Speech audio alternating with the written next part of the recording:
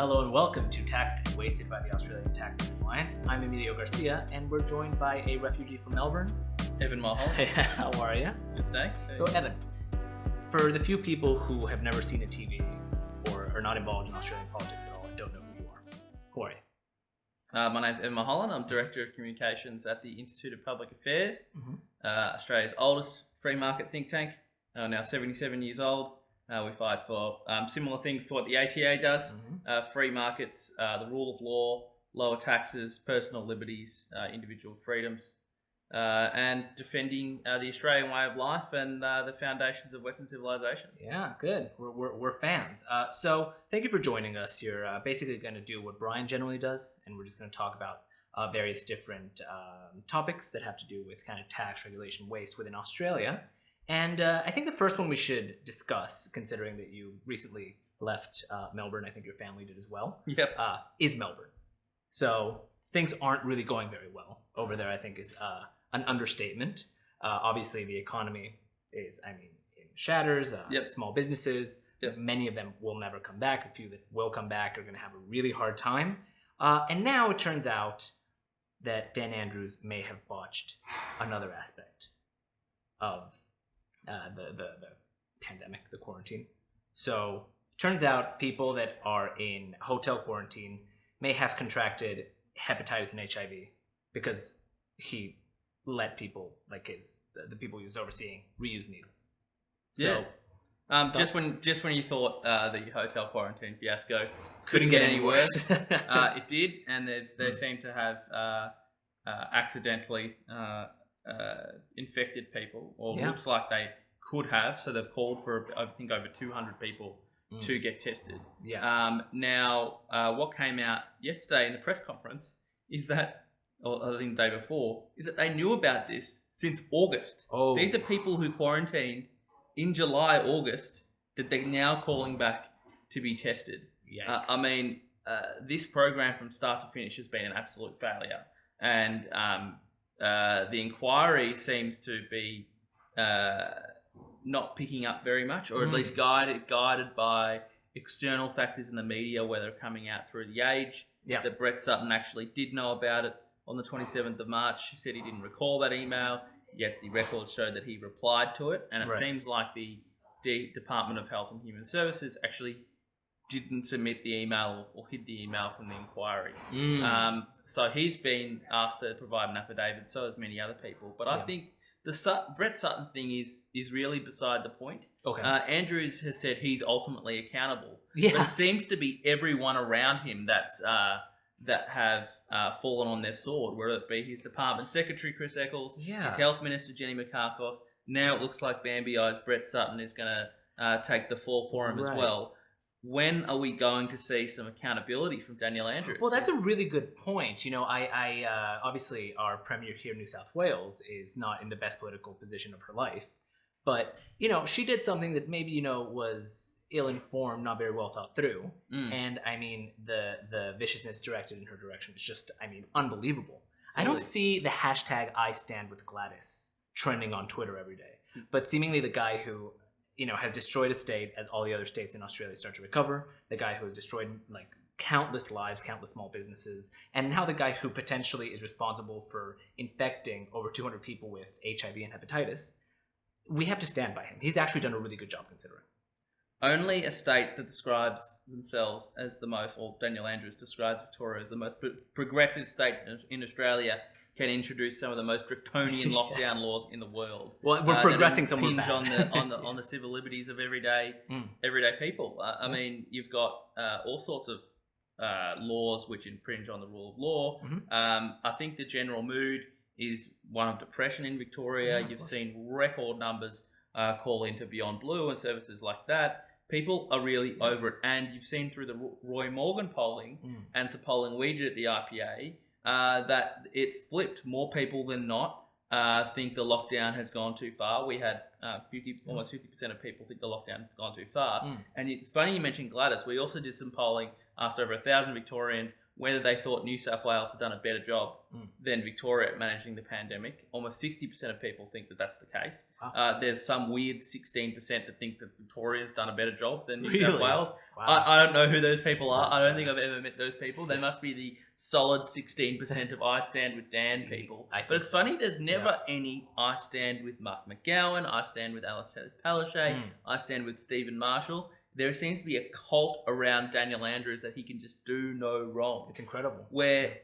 ultimately, him and his decisions, his government, someone in his government, has caused the greatest failure of public policy in Australian history. Yeah. Like, it was quite clear from the Prime Minister down, through National Cabinet, through the meetings of the Chief Health Officers, that there was to be a mixture of police, ADF, and some private security. Yeah. Daniel Andrews even said that in his press conference, even said that in his statement, yet somehow the cops didn't want to do it. They made that pretty clear. Yeah. But then somehow between Graham Ashton not wanting to do it, it became a running thing that they were using private security. Now, I've worked in government before. Things don't get decided on a collective assumption. Of course. A collective assumption doesn't mean you all of a sudden rip out a tender for $30 million and give it to a security company that isn't even on the preferred list of panelists. Of course. So someone has made this decision, and if the government has spent millions of dollars on this inquiry and it doesn't find out who actually made the call, it will be the biggest waste of time we've ever seen. Yeah, but like, does it even matter? My question is, okay, there seems like to be a lot of attention put on the fact that maybe this person made this call and made this decision and told this other person whatever. I mean, isn't the person at the head the person responsible for what happens? Like, if Dan wasn't aware that all this was happening, that these decisions were being made, if he didn't have oversight over this, he's ultimately responsible. I mean, there might be more blame to pass out, but ultimately he's responsible, no? Yeah, the Westminster system under which we operate means that ministers and ultimately the Premier, who are the elected government, they're elected by the people, they're ultimately accountable for the actions of their office, their own office, personal staff, and their departments. Now, we've had this culture in the Victorian public service over 30 years, where it's gotten so big that ultimately no one's responsible for anything and everyone's responsible for something. It's just ridiculous. And because we've got a public service that is heavily unionised, it prioritises pay rises and new hires and the growth of public service over the actual effectiveness of the systems they use. For contract tracing, the reason they exist is half the failure of this Victorian outbreak. The fact they couldn't take control over it. New South Wales having no such issues. There's most days these days, this week, New South Wales has had more cases these days, but ultimately no one cares because there is a grand bargain. The bargain that the people have faith in the government that they'll get on top of the cases, and the government ultimately have faith in the people that they'll socially distance, they won't gather together in really tight numbers when they're sick, they won't go to work when they're sick, and things like that. And also the New South Wales government, I think about 6 years ago, heavily invested in their IT systems. They got outside business people to come in, I think under Dom Perrottet, when he was finance minister, and upgrade all the systems. And I'll point to one example. Obviously, the contact tracing system is better, but of course, one example. The New South Wales Wodonga Albury border required a permit system. Now, within 48 hours, they had that all streamlined, all computerized. You could get it from the New South Wales Service New South Wales app. In order to get a worker's permit to go somewhere in Victoria, to go to work or go outside your 5 kilometres, you've got to go to the website, print out a Word document, scan it to your boss so they can sign it, and then scan it back, and then you print it out, and you have the paper on you. Like, it shows the difference between the public service systems we have in New South Wales and that's incredible. Victoria. See, I had no idea that was the case, but it was only recently that Dan Andrews actually asked New South Wales for help with their contact tracing, right? So he wanted it to be a total disaster before saying, maybe we should ask for some help.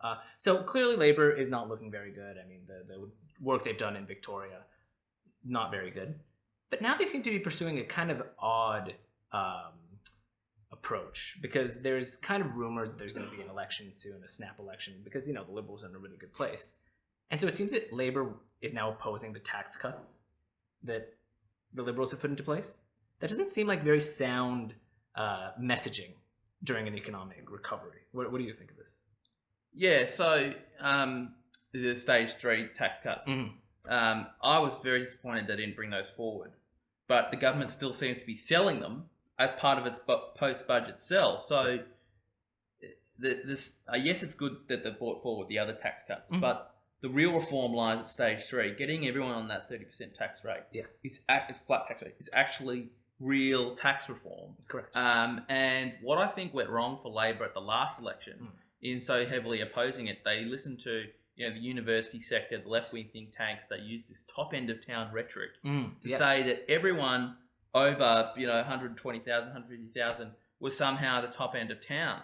When you had workers that would work, fly in, fly out workers that would earn over 200,000. Bill Shorten, it was a famous confrontation in the election where he said, "Well, we'll look at it for workers over 200,000." But I think it highlights, I think, how aspirational the Australian people are, because you might be on someone that might be on $80,000 salary, and the stage 3 or stage 2 tax cuts don't really affect them, right? But they see themselves by 2024 correct as being on that salary, so it actually is good for everyone. Sure. And the idea that Labor are still using this idea that tax cuts are somehow handouts or giveaways. Now, only the Labor Party or the Australian left can be so obsessed with the idea that of government and the role of government that giving people back their own money is somehow a giveaway or a handout. Not even giving it back, letting them keep it. Right? Letting them keep more of their own money. It's really interesting because Labor seems to be the party. I mean, it's in the name, right? It's for the people that work, for the workers. Now, in Australia, one of the things that I was very surprised to learn as I came here from America was that someone who is a plumber, someone who's an electrician, someone who works in construction can be making over $100,000 a year. Unheard of back where I'm from, certainly not in Mexico, where I'm also from. So does Labor really want to be attacking people who are above that threshold, even though they're also laborers? It seems like they've kind of lost the thread of what they're supposed to do. I know they use the word gender in their in the lead up to the last election more than they use the word workers. Yep. So what's happening? I think they're no longer the party of workers. You've seen that across Queensland where they couldn't answer the cost of their own climate policy. They were seen to be anti-worker in Queensland. They actually got 1 in every 4 people voting for them in the whole state of Queensland at a federal level. That is unheard of for a major political party. But this is the party that we've become. And one thing that the IPA we've spoken about quite a bit is this idea of the new heartland for the coalition, which is happening across the Western world, whether Brexit or whether Trump, in that the coalition's new base is outer suburbs and regional workers tend to be uneducated, non-tertiary educated, and tend to be from the outer suburbs and regional areas, and they're winning over seats that would be considered Labor heartland. If we were talking 10 years ago or 15 years ago, your main Liberal seats are places like Warringah, Wentworth, Kooyong, Higgins. I think slowly you're going to see that the Liberal Party will have to lose interest in some of those seats because they're taken over by the elite, this affluent class that tend to swing green rather than Liberal. But we're winning all these seats. The coalition is winning all these seats and winning over people in these seats that have been abandoned by Labor's attraction to chase the green vote. Yes. And so the safest seat in Victoria was always Kooyong, which is Josh Frydenberg's seat. Jewel and the Liberal Crown is Kooyong. It's not anymore. It's Aston. Aston is an outer suburbs, outer east seat, mostly made up of working class people. So I think that it shows the kind of dynamics that we're going through in the political realm. Yeah, and I mean, I think it's definitely a good pivot for anyone who's kind of like the right of center or to the right to start to appeal more to workers and left wingers if they want to lose the working man and appeal to 10% of Twitter users, then that's a decision they'll have to make. But we've run out of time. Thank you so much for joining us. To anyone watching at home, if you haven't subscribed already, please do so on Stitcher, Spotify, iTunes, wherever you get your podcasts. You can also get the video version on YouTube and Facebook. And if you haven't become a member already, please become a member. You can do that on our website, taxpayers.org.au. This has been Taxed and Wasted by the Australian Tax Line. Thanks so much for joining us, and we'll see you next time.